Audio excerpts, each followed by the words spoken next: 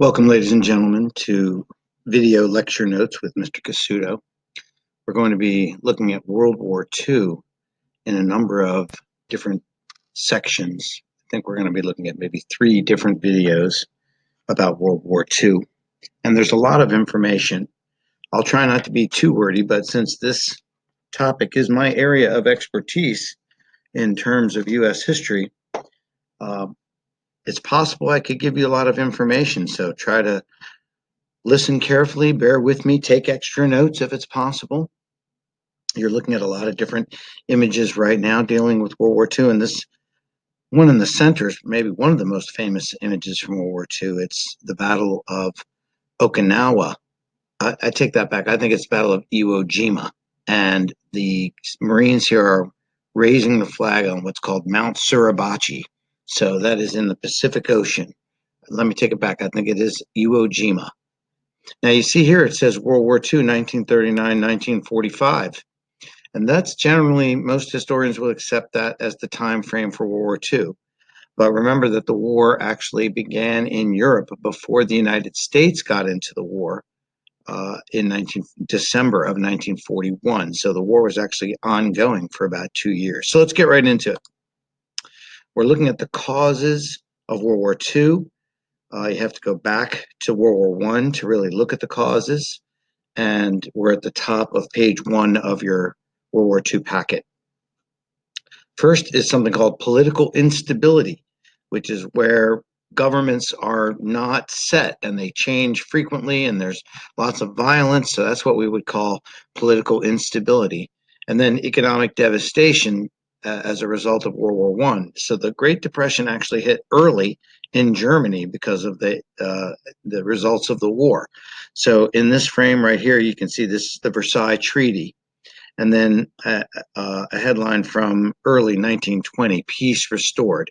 The Treaty of Versailles, making peace between Germany and the Allied powers. But of course, as we know, the United States never agreed to the Treaty of Versailles. It never joined the League of Nations formed after World War I. And so those are some of the basic problems with the treaty as it went forward. Also, Germany was never consulted as to what would go into the treaty, and so it was badly abused by the treaty as a result at the end of World War I. So here are the causes, as we'll identify them. Number 1, worldwide depression. So as you can see, this looks like the United States. See, as we mouse over, it does say, Wall Street insanity. So that's unemployment in the United States. But here you see a German citizen with, a wheelbarrow full of money, which is not worth anything. So that's, that has to do with the reparations that the Germans had to pay the Allies. So the reparations leads to a high war debt owed by Germany. Number 3, massive inflation. It's really what we call hyperinflation. Hyper means like really high. So high inflation, and then as a result, massive unemployment in Germany. And Germany went through its Great Depression in the 1920s. And of course, when the Great Depression hit in 1929, 1930, the results happened all over again in Germany. Here's a German housewife starting her cook stove with German money, which was basically worthless. Here she is again. So German money became worthless. Children played with stacks of it while housewives burned it for fuel. Now, to help you remember the 4 major causes, that would be worldwide depression, high war debt, high inflation, and massive unemployment. If you can keep those in mind, it's war has hurt millions. Okay, worldwide depression, high war debt, hyperinflation, and massive unemployment. So war has hurt millions. All right, let's talk about the rise of fascism. Fascism is a political philosophy in which total power is given to a dictator and individual freedoms are denied. Nationalism and most oftentimes, racism is emphasized. Now, in this picture of Adolf Hitler here, he's considered to be kind of like the archetype fascist leader, certainly perfected fascism, which he took from Benito Mussolini of Italy. He writes here, We must close union offices, confiscate their money, and put their leaders in prison. We must reduce workers' salaries and take away their right to strike. And that was after Adolf Hitler had become dictator of Germany, chancellor first, then he declared that he had all power. So he became the dictator. And as you can see, the rights of the individual are being curtailed until eventually they're taken away. So fascism is a form of government where basically an all-powerful leader tricks the people into having total power. As I said, Hitler wasn't first. He actually followed Benito Mussolini, who took power in Italy in 1922. And a similar kind of government existed in Japan. It was more like a military government with Generalissimo Tojo, Hideki Tojo, as the leader. And he led Japan under the watchful eye of the emperor Hirohito. So they still kept their emperor, though he was very much a figurehead under the real power, who was Tojo at the time. Now, these three leaders all coexisted. They led at the same time, 1920s and 30s. And so they all agreed to help each other out to try to basically take over the world. And this alliance became known as the Axis powers. It comes from a speech that Hitler said in 1936 that Rome and Berlin, the capital of Italy and Germany, Rome and Berlin would be an axis around which the world would turn. And then in 1940, the Japanese were added to the axis. So if we take a quick look at each fascist leader and what their main beliefs were, you can see that Adolf Hitler led Germany 1933 to 45. His political party was the Nazi Party, which is short for National Socialist, but they followed a form of government called fascism. Their primary belief was that Jewish people were to be blamed for all of Germany's problems. And Hitler used hatred of Jews that previously existed in Europe and in Germany and used that for his own political advantage. He took away the rights of individuals to express their views against the government and believed that people's lives should be wholly devoted to the advances of the government. So that's what we call totalitarianism. He was also highly militaristic, and he helped build up the military against the rules that were set by the Versailles Treaty. He expanded German territory in an attempt to essentially establish a third German kingdom, what they call the Reich, the Third Reich. And he formed an alliance with Italy and later on with other countries in order to carry out his military goals. Even though Stalin wasn't a fascist, he was a communist, he was probably maybe even a more ruthless dictator than Adolf Hitler. Used force like a secret police to command obedience within Russia, sent people to labor camps, and basically wiped out his opposition, anybody who opposed him. During the 1930s, that was called the Great Purge, where even members of the Communist Party were killed or exiled if they didn't pledge allegiance to Stalin. And he forced people into large farms, which were it's basically called collectivization. The farms are called collectives, and this was to equalize all of the people and force them to produce agricultural goods under his rule. Mussolini was actually the first fascist leader in the early 1920s, banned all political parties, ended freedom of the press, which we have, of course, in the United States, any civil liberties like the ability to speak out, protest, meet as a group, and then also used militarism as he tried to reestablish what he believed was the Roman Empire. And then Tojo in Japan led a military-controlled government, well, basically a military government, and he also tried to expand Japan's holdings in the Eastern Hemisphere, attacking Manchuria, which is part of China, and then making an alliance with Germany and Italy. And that is known as the Axis. Now let's look at the Allies. A name taken from World War I. Great Britain led the Allies in World War I. Once again, The Allies really were led by Great Britain to start in World War II. The thing that joins the United States and Great Britain is that they're both democracies. So Great Britain, Canada, France, essentially these are the Allies. The Soviet Union joins the Allies after Germany attacks the Soviet Union in 1941. So Germany and the Soviet Union actually had agreed not to attack each other. Then Hitler turned around and did exactly what he had promised not to do, which automatically puts the Soviet Union on the side of the Allies. So here's what you call the big three: FDR of the United States, Winston Churchill of Great Britain, and Joseph Stalin of the Soviet Union. Even though they didn't agree politically how to run their country, they did agree that Hitler was the common enemy. There they are again. They're the Allied leaders. Roosevelt in the center. Obviously, Roosevelt died early in his fourth term in 1945, so Truman would follow him.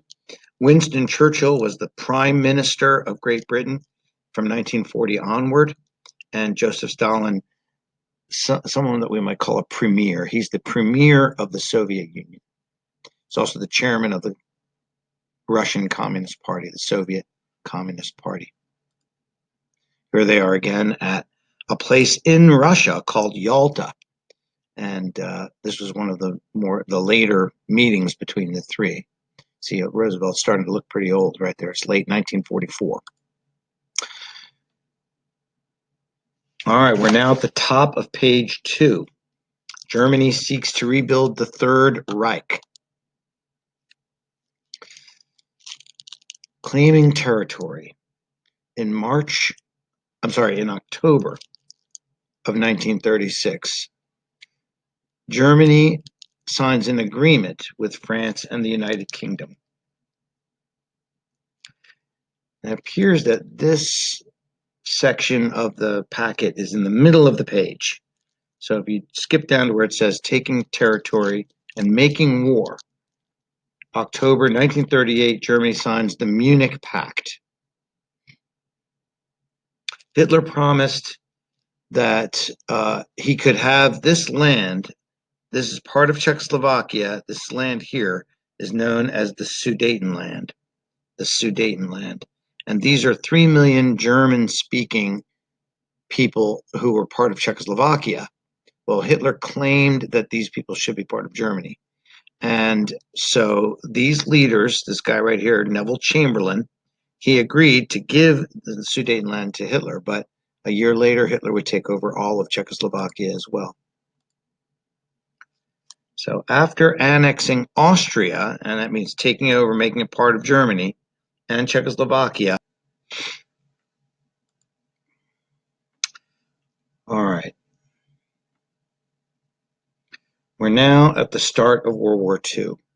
Germany invades Poland from the west, and they divide it between Germany and the Soviet Union. The Soviet Union takes over 3 countries that are its neighbors: Estonia, Latvia, and Lithuania. Those are known as the Baltic states. Right there, the Baltic nations. So basically, Germany and the Soviet Union have agreed to split Poland down the middle. Then Hitler turns west and invades France and captures Paris, as well as Holland, otherwise known as the Netherlands, and Belgium. So this is the German attack toward Paris. In late 1940-41, Germany bombs London, and this is known as the Battle of Britain. In this picture, you can see people hiding in what's called the tube, in the subway, to avoid German bombs. And Germany bombed London. Civilians indiscriminately were killed. Historic buildings destroyed. So this is known as the Battle of Britain. It's the battle completely fought in the air, or from the air, I should say. We're now on gradual change in American policy from neutrality to direct involvement, and this is at the bottom of page 2. At first, the United States was neutral and isolationist. If you look in this image, you can see all the places that Hitler had taken over: Poland, France, Holland, Norway, Greece. Here's the German symbol right here. He's like a woodpecker knocking all these down. He's knocking on England, about to take over England. And the United States is on its own little tree. Ho hum. When he finishes pecking down that last tree, he'll quite likely be tired. And so the artist here is showing that the United States is thinking Germany won't attack the United States. They'll be tired after taking over all of Europe. And the artist should look familiar to you because it's actually it's Dr. Seuss, who was a cartoonist before he became a children's author. Isolationism, based on the Great Depression, the effects of World War I. And once again, here is Dr. Seuss's artwork. And the wolf chewed up the children and spit out their bones. But those were foreign children, and it really didn't matter. And he's reading about Adolf the Wolf, and he's criticizing a movement in America called America First, which was an isolationist and anti-Jewish movement saying America should not get involved in what was going on over in Europe at the time. Now we're at the top of page 3, change to economic involvement. So the United States provides aid, economic aid, to the Allies, but Roosevelt wanted to stay out of the war. So here we have the Neutrality Act, a law passed in the mid-1930s that said the United States could not get involved. And it says the Old Man of the Sea is a play on words from the novel Old Man in the Sea. So the cartoonist is trying to say that the United States wants to stay out, but eventually will get involved. Here's aid that will win. So all-out aid to the Allies right here. It's the Neutrality Act is kind of like keeping us in a circle, even though we want to help the Allies led by Great Britain. So in September of 1940, FDR and Churchill meet. And FDR agrees to give war supplies, old warships, in return for military bases in Bermuda and the Caribbean that would help the British carry out their war against Germany. This is before the United States has gotten in. So we give destroyers for bases. 1940, the U.S. provides 50 World War I era battleships, quote unquote, leased for 99 years. And then the U.S. gets Navy and air base rights in the Western Hemisphere. So you can see right here where the British are giving America the right to put our ships. And so Roosevelt sends England surplus weapons. In September of 1940, we are sending Great Britain 50 over-age destroyers, in return for which we are receiving valuable naval bases in the Western Hemisphere. That was my FDR. So Roosevelt is actually preparing the American people. And in 1940, they started a peacetime draft. This is known as the Selective Training and Service Act of 1940. And the Uncle Sam, I Want You, comes back into use.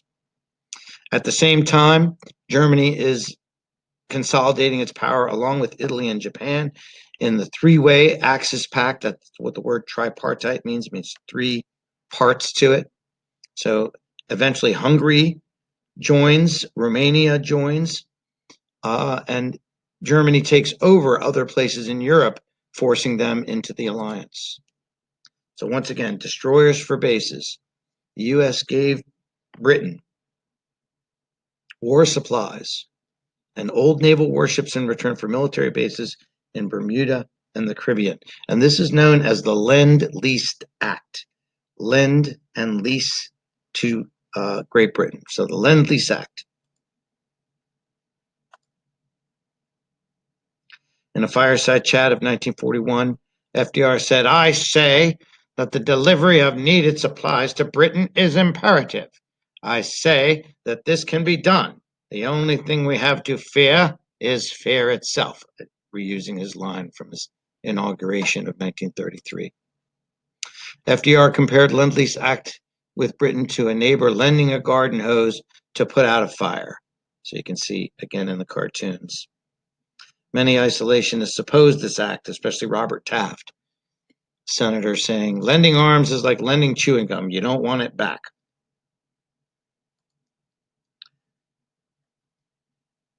The U.S. direct involvement.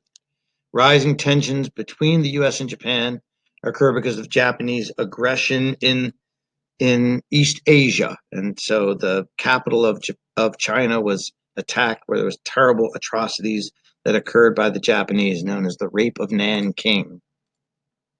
Without warning, Japan attacks the naval port at Pearl Harbor in Hawaii. So these are famous images, especially this one right here, of the Japanese attack on Pearl Harbor. The United States becomes directly involved in the war after Japan bombs Pearl Harbor December 7th, 1941. That's at the bottom of the page. Pearl Harbor, December 7th, 1941. And at that time, Roosevelt then asks for a declaration of war, and on December 8th, war is declared against Japan, and in return, Germany and Italy declare war against the United States. So the U.S. tried to remain isolationist, but it couldn't remain neutral, especially with the attack on Pearl Harbor. As FDR said, "It's a date which will live in infamy." And war is declared. The United States declares war on Japan, and Germany and Italy declare war on the United States. The draft begins, and we will end part 1